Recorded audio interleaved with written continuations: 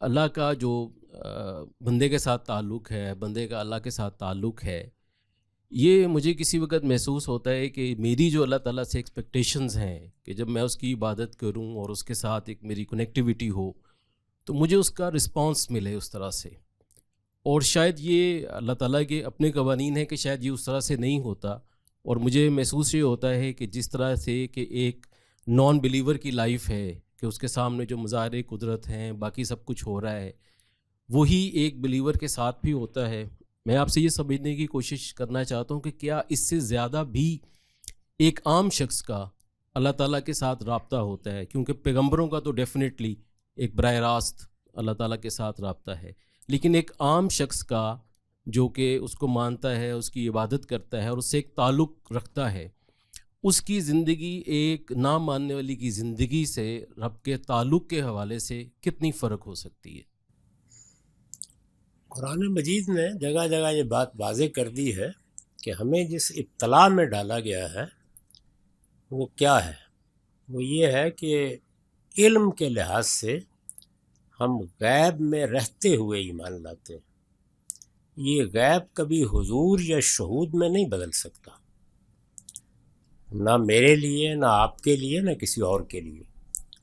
پیغمبروں کا معاملہ بھی یہ نہیں ہے کہ جب ذرا گردن جھکائی دیکھ لی، ایسا نہیں ہے۔ اللہ تعالیٰ فیصلہ کرتے ہیں کہ مجھے کوئی پیغام دینا ہے، وہ رابطہ کر لیتے ہیں۔ اور رابطے کے بارے میں بھی اگر آپ دیکھیں تو سورہ شورا کے آخر میں بتایا ہے کہ بس 3 طریقے ہیں جن میں سے کوئی میں اختیار کرتا ہوں، یعنی وہاں پر بھی معاملے کو کھلا نہیں چھوڑ دیا گیا۔ یہ جو یؤمنون بالغیب ہے، اس کا مطلب کیا ہے؟ مطلب یہ ہے کہ دیکھنے پر اصرار مت کرو، علم و عقل کی روشنی میں مانو چیزوں کو۔ تو علم و عقل کی روشنی میں جب آپ چیزوں کو مانتے ہیں، اس میں اس طرح کے محسوس رسپانس کا تو کوئی سوال ہی نہیں، وہ نہ ہونا چاہیے نہ ہو سکتا ہے۔ جس طرح اللہ تعالیٰ نے فرمایا ہے کہ متشابہات کے درپے نہ ہو، اسی طرح یہ بھی فرمایا ہے کہ اس طرح کے محسوس رسپانس کے درپے بھی نہیں ہونا چاہیے۔ غیر محسوس طریقے سے اللہ کی عنایتیں ہوتی ہیں، لیکن اس میں پھر آپ کو اپنی طرف سے بہت کچھ کرنا پڑتا ہے۔ اس میں 3 چیزیں میں اپنے تجربات کی روشنی میں عرض کر دیتا ہوں۔ میں بھی ایک عاجز بندہ ہوں۔ ایک یہ کہ اگر آپ نے قرآن مجید کو اپنے تدبر کا موضوع بنا لیا ہے، ایک ہے قرآن کو تذکیر کے لیے پڑھنا، ایک ہے نصیحت حاصل کرنے کے لیے تلاوت کرنا، یا جیسے ہمارے ہاں لوگ ثواب کی نیت سے بھی تلاوت کرتے ہیں، تدبر کا موضوع بنا لیا ہے، تو قرآن مجید میں اللہ تعالیٰ پھر تدبر کا صلہ عطا فرماتے ہیں۔ وہ بڑی غیر معمولی چیز ہوتی، ایسے لگتا ہے کہ جیسے مزدور نے جب محنت کی انتہا کر دی ہے تو اب سمجھ میں نہیں آیا کہ صلہ کیسے ملا ہے، لیکن مل جاتا ہے۔ ایک یہ چیز ہے، حوصلہ ہو تو یہ زندگی اختیار کر کے دیکھ لیں۔ محسوس تو وہ بھی نہیں ہوتا، یعنی ایسے نہیں ہے کہ فرشتہ بول رہا ہوتا ہے یا ہاتف کی آواز آ رہی ہوتی ہے، لیکن سچی بات یہ ہے کہ تجربہ بالکل ایسے ہی ہوتا ہے۔ یعنی آپ نے رات بھر 2 دن 10 دن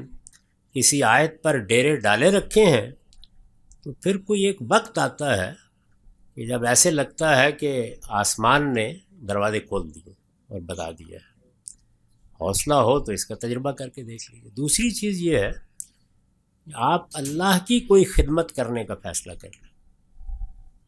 یعنی اس کے دین کی خدمت، جس کو نصرت سے اللہ تعالیٰ نے تعبیر کیا ہے، اور اس کو بے مست کریں، اللہ تعالیٰ ہی کے اوپر بھروسہ کر کے کریں،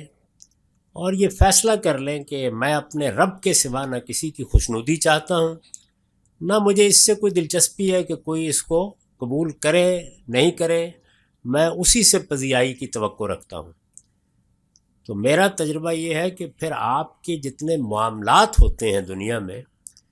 وہ اللہ تعالیٰ خود سنبھال لیتے ہیں، اور یہ بھی ایک بڑا غیر معمولی معاملہ ہوتا ہے۔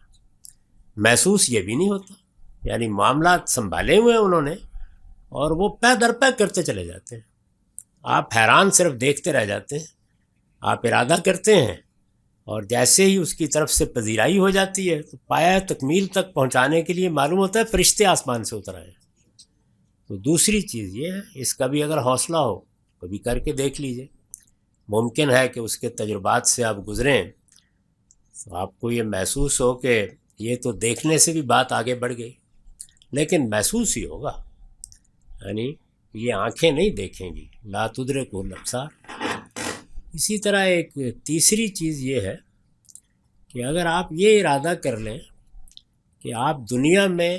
کبھی کسی سے انتقام نہیں لیں گے، ہر زیادتی کو آپ پہلے قدم پر معاف کر دیں گے، کبھی کسی کی زیادتی کا رد عمل نہیں ظاہر کریں گے، کبھی کسی کے محرکات نہیں طے کریں گے، کبھی کسی کی نیت پر حملہ آور نہیں ہوں گے، کبھی بددیانتی اختیار کر کے کوئی تنقید نہیں کریں گے، اس کا بھی ایک صلاح ملتا ہے، وہ بھی کبھی تجربہ کر کے دیکھ لیجیے، وہ اتنا غیر معمولی ہوتا ہے تو بس آدمی اللہ تعالیٰ کو داد ہی دیتا چلا جاتا ہے۔ یعنی قرآن مجید کو اس کے اندر اتر کر علمی طریقے پر سمجھنے کے لیے آدمی اہلیت پیدا کرے اور پھر یہ کام شروع کر دے۔